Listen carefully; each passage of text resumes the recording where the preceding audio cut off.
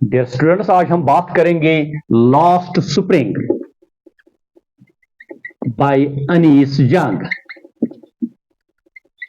ये 12th class की book Flamingo का एक प्रोज चैप्टर है। लॉस्ट स्प्रिंग का मतलब है खोया हुआ बहार। इस चैप्टर में अनीस यंग जो नरेटर है वो बात करते हैं उन बच्चों के मुतल्लिक जो सीमापुरी में यानी दिल्ली के जो पेरिफेरी है यानी आउटस्कर्ट्स है वहां जो रहते हैं फैमिलीज, उन बच्चों के मुतल्लिक इसमें बात होती है। उनकी पैथेटिक कंडीशन जो है, उनकी दर्दनाक हालत जो है, वो गुर्बत की जिंदगी गुजार रहे हैं, उनके पास कोई फैसिलिटी नहीं है, तो उसी के मुतल्लिक यहाँ बात हो रही है। तो लास्ट स्प्रिंग इसका मतलब जो है खोया हुआ बहार, क्योंकि इन बच्चों को न तो तालीम की सहूलियत मैसर है, न वहाँ कोई बाकी जो सहूलियात है रहने सहने की, न बिजली की सहूलियात है, न उनके खाने पीने की कोई सहूलियात है, न ड्रिंकिंग वाटर की, न ड्रेनेज सिस्टम की वहां कोई सहूलियात है। तो ये जो यहाँ के लोग हैं सीमापुरी के, ये एक्चुअली बांग्लादेश से आए हैं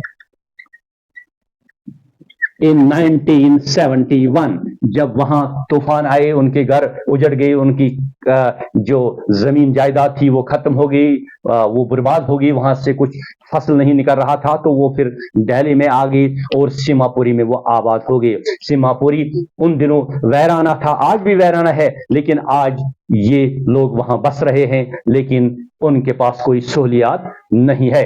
तो वहां एक लड़का रहता है, उसका नाम है साहिब आलम। ये साहिब आलम लड़का जो है, ये अक्सर राइटर अनीस जंग को मिलता है। तो एक दिन अनीस जंग ने इनसे पूछा कि आप स्कूल क्यों नहीं जाते हैं? तो साहिब आलम ने कहा क्योंकि वहां हमारी बस्ती में कोई स्कूल ही नहीं है, लिहाजा मैं इसलिए किसी स्कूल में नहीं जाता हूं। तो अनीस जंग ने इनको कहा कि अगर मैं स्कूल आपके लिए बनाऊं, क्या आप वहां आएंगे? तो साहिब आलम ने कहा जरूर, मैं उस स्कूल में जाऊंगा पढ़ने के लिए। तो बहुत सारे दिनों के बाद फिर साहिब आलम अनीस जंग से मिलते हैं और पूछते हैं क्या आपने वो स्कूल तैयार किया है? तो यहाँ अनीस जंग कहते हैं कि मैं एम्बेरेस हो गया, मैं शर्मिंदा हो गया कि क्यों मैंने ये बात उसको कही थी। ऐसे खोखले वादे बहुत सारे लोग इन बस्ती वालों के साथ करते हैं। ये जो साहिब आलम है, ये काम करता है वही जो उसके जो बुजुर्ग है, वालिदैन है या बाकी जो बुजुर्ग लोग हैं वो वहां करते हैं, यानी रैग पिकिंग। ये रैग पिकिंग का मतलब ये है कि जो रद्दी वाली चीजें होती है, यानी जो डिस्कार्डेड थिंग्स होते हैं, जो फेंक डालते हैं लोग, उनको उठाते हैं, फिर उनको बेचते हैं और थोड़ा सा उनका उससे गुजारा हो जाता है।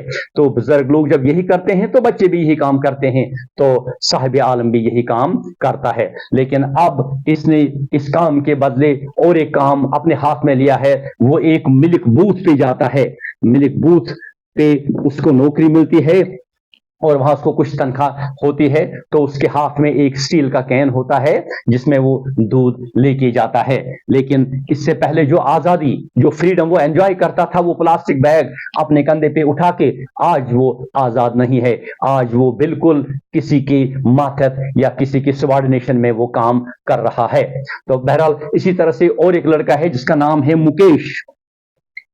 मुकेश फैरोज आबाद में रहता है। उनके खानदान का काम है बैंगो मैन्युफैक्चरिंग, यानी चूड़ियां बनाना। तो वहां की बस्ती जो है वो इसी काम में लगे रहते हैं, लेकिन इस काम से उनके घरों का गुजारा नहीं होता है। वो भी मुफलिसी यानी गुर्बत की जिंदगी गुजार रहे हैं। मुकेश जो होता है, इसके ख्वाब बड़े बड़े होते हैं। ये कहता है कि मैं मोटर मैकेनिक बनना चाहता हूं, मैं गाड़ी चलाना चाहता हूं। ख्वाब, उसकी तमन्नाएं जो है वो बहुत अच्छी होती है, लेकिन चूंकि ऐसे घराने में पैदा हुआ है जहां कोई पैसों का या जहां कोई बाकी इंतजाम नहीं है, तो लिहाजा ये ख्वाब जो है, इसका ख्वाब शायद ये ख्वाब ही रहता है। तो बहरहाल ये मुकेश जो है, ये भी यही जिक्र करता है कि उनके घर में कोई सहूलियत नहीं है, ऐसी प्रॉब्लम्स है, तो इसी वजह से इनको ये काम करना पड़ता है। तो वहां फैरोजाबाद की जो बस्ती है वो भी यही कहते हैं, वहां वो बुजुर्ग कहते हैं कि हमें इस काम से एक वक्त की रोटी भी नहीं मिल सकती है, यानी ऐसा काम करने से। तो फिर अनीस जंग ने उनसे पूछा कि आपने क्यों नहीं कोई ऑर्गेनाइजेशन बनाई है? अगर आप ऑर्गेनाइजेशन बनाते तो हो सकता आपका कुछ मसला हल होता।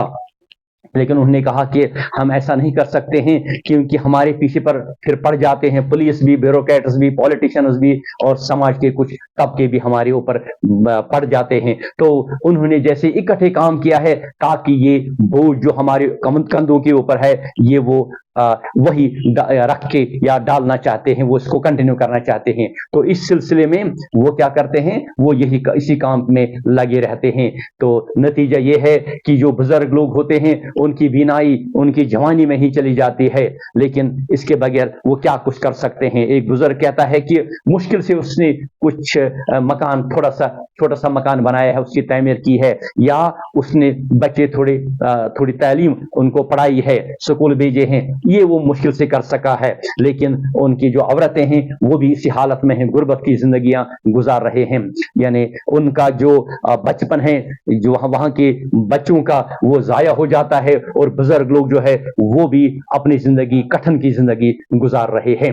تو یہ باتیں جو انیس جنگ بول رہے ہیں اس چیپٹر میں، اس کا کہنے کا مطلب یہ ہے کہ تاکہ جو ایڈمنسٹریٹو جو آفیشلز ہے یا سماج کے جو ذمہ دار ریسپانسبل پرسنز ہے وہ ان کی طرف کم سے کم توجہ دے، اور ان کی جو غربت ہے وہ کم سے کم دور ہو جائے، کیونکہ یہ بھی انسانوں کی طرح اپنی زندگی گزارنا چاہتے ہیں۔ تو ہر سماج کے طبقے کو، ایڈمنسٹریٹو ڈپارٹمنٹس کو، یا جو بھی کنسرنڈ اس میں ہے بندے جو ملوث ہے، ان کو آگے آنا چاہیے تاکہ ان کی یہ جو مشکلات ہے، پیتھیٹک کنڈیشن جو ہے وہ دور ہو جائے۔ اس جنگ کے اس چیپٹر لکھنے کا مقصد زیادہ تر یہی ہے۔